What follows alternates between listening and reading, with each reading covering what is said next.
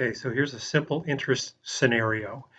Basically, somebody is lending money or they're paying, and the buyer is renting the money from them, and they have to pay interest on it. In this scenario, I've got a purchase scenario where somebody's buying a home for $300,000. They'll put a down payment of $30,000. The seller's going to carry back a second trust deed for $30,000. So ultimately, it'd be a first trust deed of $240,000. The goal of the buyer is not to make mortgage insurance. So this scenario happens quite frequently. And what the seller said they would do is on that $30,000 or the principal is carry back at 6% interest for 5 years interest only, meaning I'm only paying interest only payments. So after 60 months or 5 years, I owe $30,000.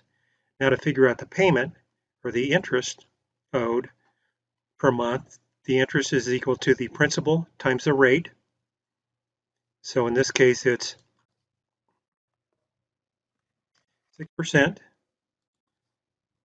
borrowing $30,000.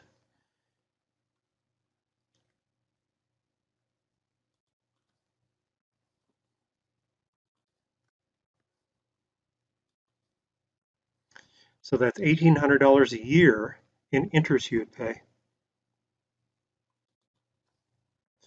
So monthly, you're going to make payments of $150 a month. So you're paying rent on this $30,000 and not paying any principal toward it. So over 5 years or 60 months, you'll pay $150 a month. And then after the fifth year, you're going to pay back the $30,000. So that's a 5-year interest only, simple interest only loan at 6% interest. Very common in the real estate market. So here's another scenario that's common in the real estate market. Say if somebody has to close on a purchase quickly, they may want to go with private or hard money. Normally it's a larger down payment of what you're borrowing, and it'll be a shorter term, probably 3, 5, 7 years tops, interest only, all due and payable after whatever term that is. Most hard money lenders want a larger down payment, probably 25 to 35% down. Let's take a 35% down scenario. So if I'm putting 35% down, then I have a 65% loan to value. Since my equity is 35%, my loan is 65% of my sales price. So in this case, I'll just take my sales price multiplied by 65%. So I'm borrowing $260,000. In this case too, with a hard money scenario, it's probably going to be a higher interest rate in today's market. What you're probably looking at is probably 7 to 8% interest, and still it's a simple interest formula. So it's the principal times the rate. So let's say our rate is 8%. Okay, now we want to find out monthly. So I'm going to take my 8%, multiply it by the principal.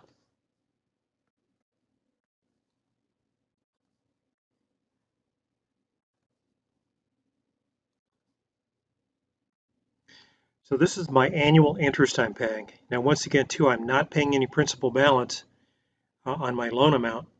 I'm just paying for the right to use the money, which is $20,800.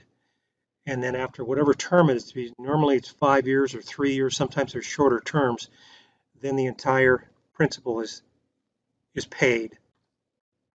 The goal is normally to get a short-term loan until you can get secure long-term financing. So you'll take the hard money loan and later trade it out with another type of a program that's more advantageous and a longer term for the borrower.